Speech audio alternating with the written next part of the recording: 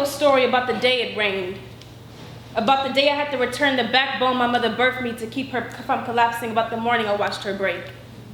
She became undone in a cold room, with eyes questioning her presence in this space. This place is for us young girls who come to evacuate their mistakes, not for my mother. But her biological clock left no time ticking, her body unable to perform this task. She does not belong here.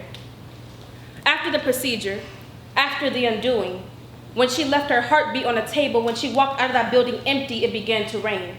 And when she collapsed into a fraction of a woman, I knew that the roles would switch, that I would have to place her head on my breast and nurse her back to whole again, convince her that she would hear a heartbeat again. We sat in our car crying in the parking lot what seemed to be an eternity. For the drive home, holding hands, silent screaming volumes. At every stoplight, both of us staring aimlessly at nothing, it began to rain hard. 1 year later, when the storm had passed, the day it finally stopped raining, when I asked her, "Do you believe in miracles?" she simply laughed. You see, the second time my mother became pregnant, I knew even before she told me.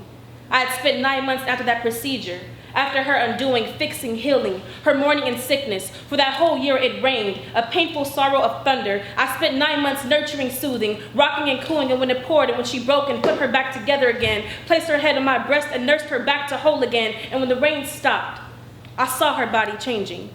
Noticed the flicker of hope in her eyes. The wood floor of my house told on her before she could confess. I listened. As they squeaked that familiar sound from the shift of her weight every time she walked, I knew that sound to be a miracle. She would drift past the old room we painted blue long ago, this time with a smile. So when we found out it was another boy, she simply laughed. Silly woman, didn't I tell you that my Messiah's son would be born again? This time he would be careful.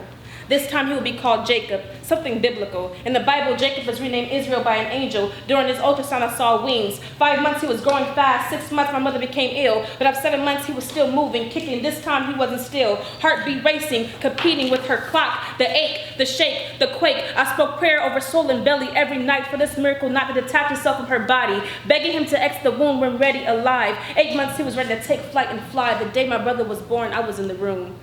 For the first time, a boy glance had me weak in the knees, and it rained, and I regained composure, cut umbilical, released him into this world, and he screamed at me loud, letting me know, "Sister, I am here."